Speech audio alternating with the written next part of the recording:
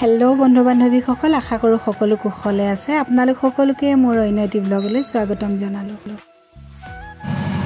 भिडिओटोर आरम्भणिते आपनालोक सकलोके eighty अनुरोध करिছোঁ जिসকলে आपनालोके मोर video नतुनকৈ চাই मोरे अकनमानी चेनेलটো subscribe কৰি দিবলৈ পাহৰি নাযাব। লগতে লাইক কমেন্ট শেয়াৰ কৰি দিব। থাম্বনেইলটো দেখি নিশ্চয় आपनालोके বুজিব পাৰিছে আজি ভিডিওটোৰ বিষয়ে। थायरयडर विषय आज आपनालोকক खूब सुंदरকৈ बुझाई कब मेडिसिन विशेषज्ञ डॉक्टर अपूर्व दत्त सारे। आपनालोके सम्पूर्ण भिडिओটো चाब अकनमानो स्किप नकरिब। एकेबारे छुटी भिडिओ बेছি दीघल নহয় আৰু स्किप কৰি দিলে বুজি নাপাব। আসলতে হেহে কৈছো আমাৰ বাবে বহুতে লাগতিয়াল ভিডিওটো আমাৰ সকলোৰে বাবে। হেহে आपनालोকক स्किप কৰিবলৈ মানা কৰিছো। আহক এতিয়া ভিডিওটোৰ মাজলৈ যাওঁ। नमस्कार, मैं डॉक्टर अपूर्व दत्त অসম চিকিৎসা মহাবিদ্যালয়ৰ মেডিচিন বিভাগৰ সহকাৰী অধ্যাপক। মই আপোনালোকক থাইৰয়ডৰ সম্পৰ্কে খুব চমুকৈ কিছু কথা অৱগত কৰিব বিচাৰিছোঁ। আপোনালোকে নিশ্চয় জানে যে থাইৰয়ড নামৰ এই গ্ৰন্থিটো আমাৰ ডিঙিৰ এই মাজ অংশতে থাকে, যাৰ পৰা থাইৰয়ড হৰমন সিক্ৰেট হয়। গতিকে এই থাইৰয়ড হৰমনৰ যদি কিবা কাৰণত তাৰতম্য ঘটে, কেতিয়াবা কি হয় কিছুমান বেমাৰত থাইৰয়ড হৰমন বাঢ়ি যাব পাৰে বা থাইৰয়ড হৰমন কমিও যাব পাৰে। এই থাইৰয়ড হৰমন কমি গলে বা বাঢ়ি গলে বিভিন্ন ধৰণৰ লক্ষণসমূহ প্ৰকাশ পায়। সাধাৰণতে থাইৰয়ড হৰমন আমাৰ দেহৰ বিভিন্ন ক্ৰিয়া বিক্ৰিয়াৰ কাৰণে যথেষ্ট জৰুৰী।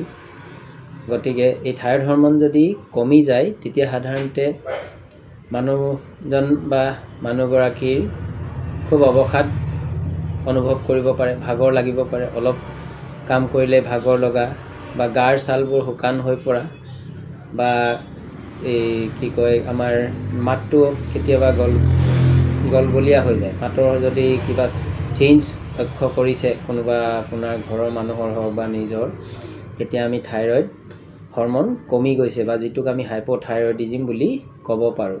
ইয়াৰ উপৰিও মানুহজনৰ স্মৃতি শক্তি বা মনোসংযোগ কমি যাব পাৰে। আগতে যিটো স্পীডত কাম কৰিব পাৰিছিলে বা আগতে যিটো স্পীডত খোজ কাঢ়িব পাৰিছিলে, ঠিক আপুনি লক্ষ্য কৰিছে যে তেওঁ আগতকৈ বহুত স্লো হৈ গৈছে। ঠিক তেনেকৈ এই লক্ষণসমূহ যদি থাকে তেতিয়াহ'লে আমি থাইৰয়ড হৰমন কমি যোৱা বা হাইপোথাইৰয়ডিজম হোৱা বুলি ধাৰণা কৰিব পাৰোঁ। ঠিক আনহাতে যদি থাইৰয়ড হৰমন খুব বাঢ়ি যায়, বিভিন্ন কাৰণত থাইৰয়ড হৰমন বাঢ়ি যাব পাৰে, তেতিয়া ইয়াৰ ঠিক ওলোটা হ'ব পাৰে। থাইৰয়ড হৰমন কমি গ'লে সাধাৰণতে ওজনটোও বাঢ়ি যাব পাৰে, কিন্তু থাইৰয়ড হৰমন যদি বাঢ়ি যায় তেতিয়া মানুহজনৰ খুব ভোক লাগে, কিন্তু কি হ'ব আপুনি লক্ষ্য কৰিব যে মানুহজনৰ ওজনটো সেই অনুপাতে বঢ়া নাই। মানুহজন দিনে দিনে শুকাই খিনাই গৈ আছে, খুব খিংখিঙীয়া হৈ গৈ আছে বা খুব ভাগৰ লাগি থাকে, কাম বন কৰিব নোৱাৰে বা পায়খানা কি হয় খুব ঘনাই হয়, ডায়েৰিয়াৰ দৰে হয়, বমি ভাৱ হ'ব পাৰে। ইয়াৰ লগতে বুকুৰ ধপধপনি আদি যদি লক্ষণসমূহ হয় তেতিয়াহ'লে ভাবিব লাগিব থাইৰয়ড হৰমনৰ পৰিমাণ দেহত বাঢ়ি গৈছে।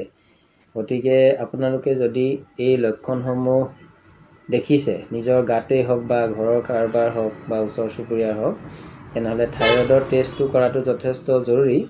আৰু বাণীপুৰস্থিত বাণীপুৰ মেডিকজত অহা 10 তাৰিখে থাইৰয়ডৰ এটা কেম্প আয়োজন কৰা হৈছে, য'ত আপুনি 50 টকাতে ৰেজিষ্ট্ৰেশ্যন কৰি এই থাইৰয়ড টেষ্টটো কৰিব পাৰিব। আশা কৰোঁ আপোনালোকে যদি এই লক্ষণসমূহ নিজৰ পৰিয়ালৰ গাত কাৰোবাৰ যদি দেখা পাইছে, এই থাইৰয়ড টেষ্টটো কৰি উপকৃত হ'ব বুলি আশা কৰিলোঁ। ধন্যবাদ। আশা কৰোঁ ভিডিওটো চাই নিশ্চয় আপোনালোকে ভাল পালে। ছাৰে থাইৰয়ডৰ বিষয়ে খুব সুন্দৰকৈ বুজাই ক'লে সকলোখিনি।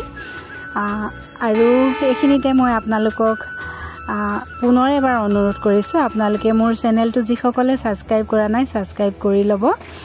ছাবস্ক্ৰাইব কৰিলে যিহেতু নটিফিকেশ্যন পায় আৰু তেতিয়া আপোনালোকে যিবিলাক হেল্থৰ ওপৰত ভিডিঅ' দিম আপোনালোকে চাব পাৰিব আৰু নিশ্চয় উপকৃত হ'ব সকলো।